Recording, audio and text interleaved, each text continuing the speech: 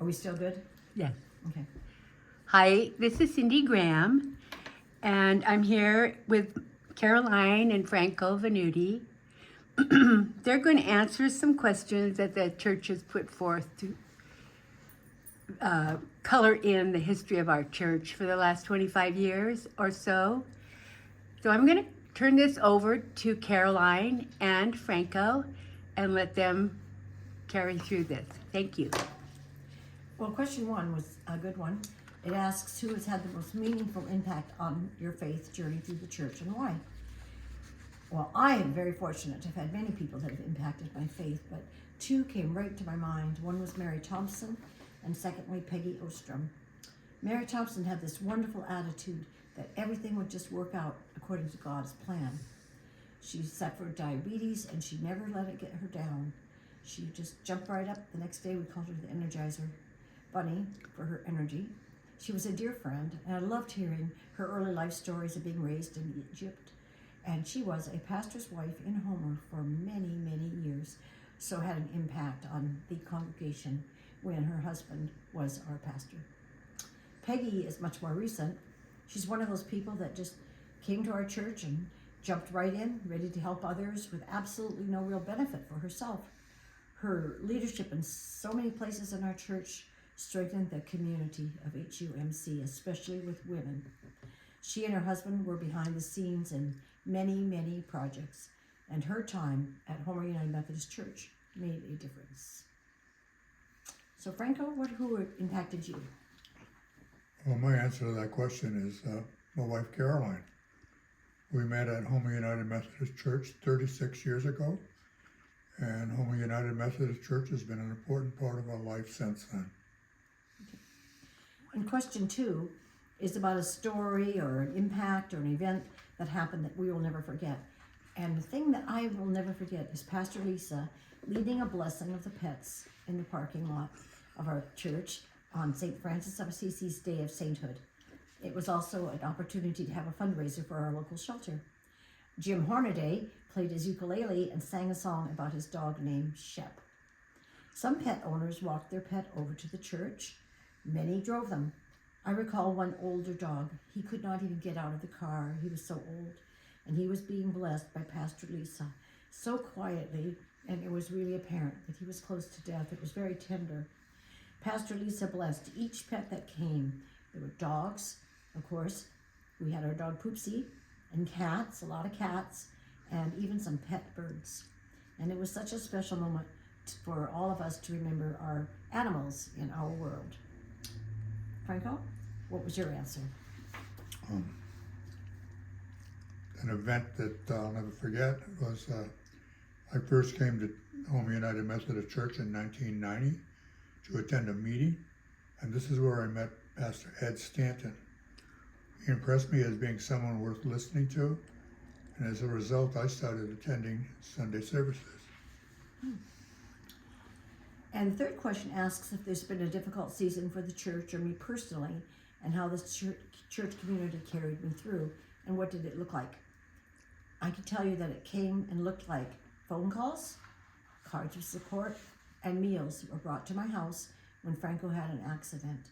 I don't have any close family living here and no children, so the prayers offered helped me see the importance of a church family in one's life.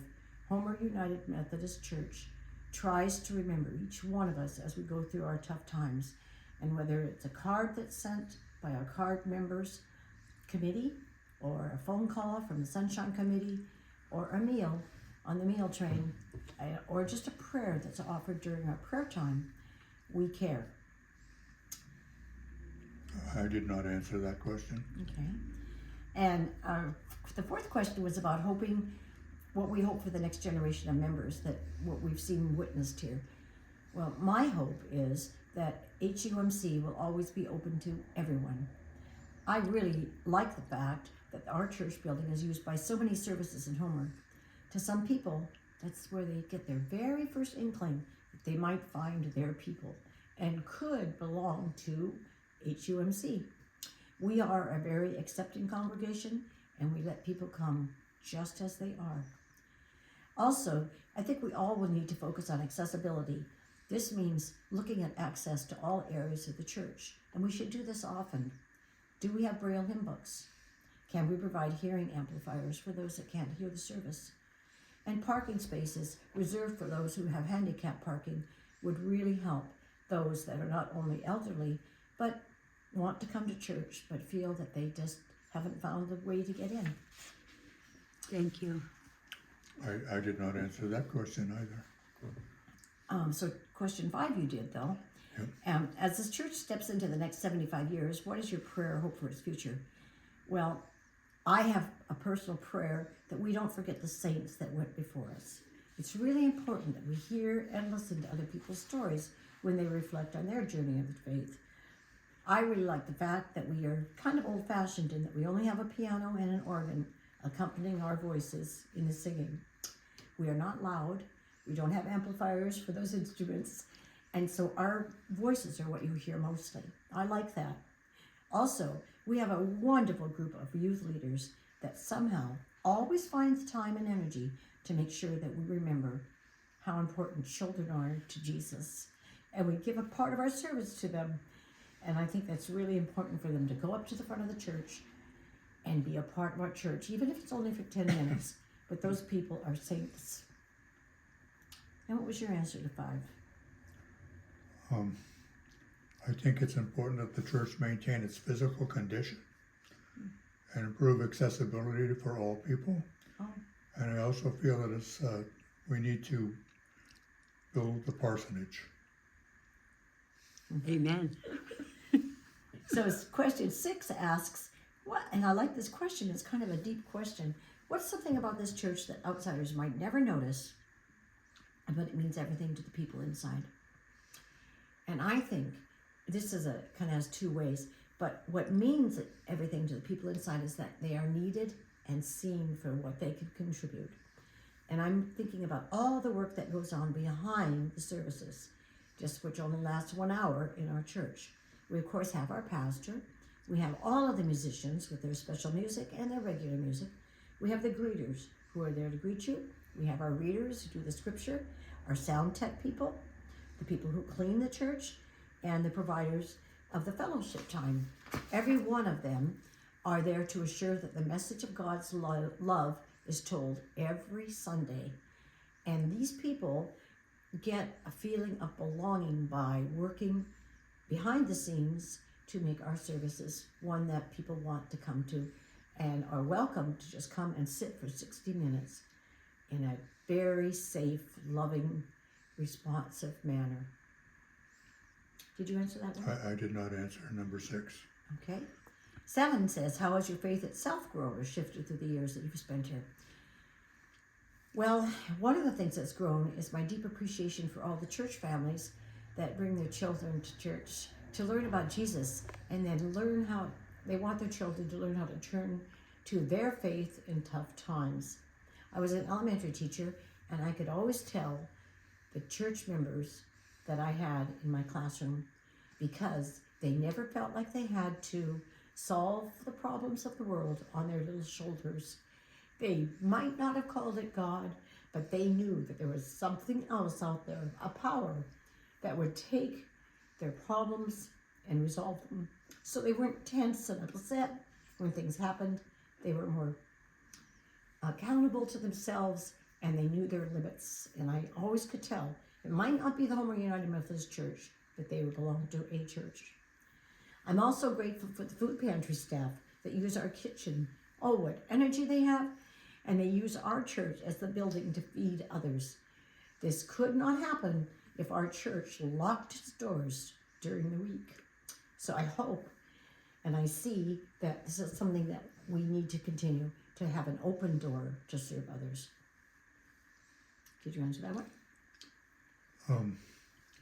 I initially came to Home United Methodist Church as a skeptic, but after a while I came to believe that the messages I heard were actually good rules on how to live and that I should follow.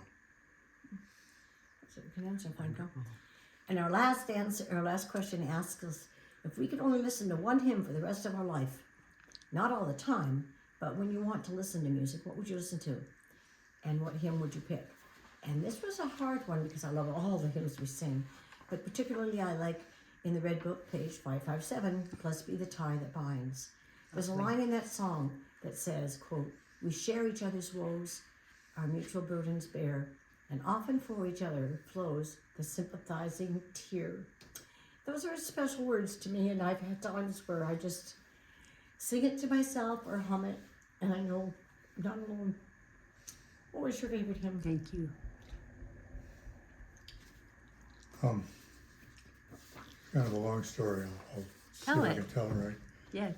Many years ago, maybe I was 10 years old, and I was living in Boston with my family, and there was a program called Open Rehearsal at Boston with the Boston Symphony Orchestra, and it happened on a Tuesday night. You could actually go in and hear the orchestra practicing one of their pieces. And so a friend of my mother's brought me and my brothers and sisters to open rehearsal one night, and it was being conducted by Arthur Fiedler. And it was very interesting because being open rehearsal, if he didn't like something, he would stop, and at one point in time he threw his baton at somebody. But the piece they were doing at that point in time was Finlandia. And I always, I thought it was a beautiful tune, and I never thought much about it until one day at church. One of the songs was, it's called This Is My Song, which is number 437, which is actually Finlandia. And I was delighted to know that that piece was part of our musical heritage here at Home United Methodist Church. So my favorite song is Finlandia. I love it. Thank you guys so much for spending this time together and sharing parts of your lives. I just want to add that we met in church and got married in this church, in Homer United Methodist Church in Homer. And so it's a part of our lives. And we oftentimes at the end of church will say to each other at the same time, thanks for going to church with me. It's kind of a funny line. But I love it. Yeah. I love it. Thank you again. you're welcome.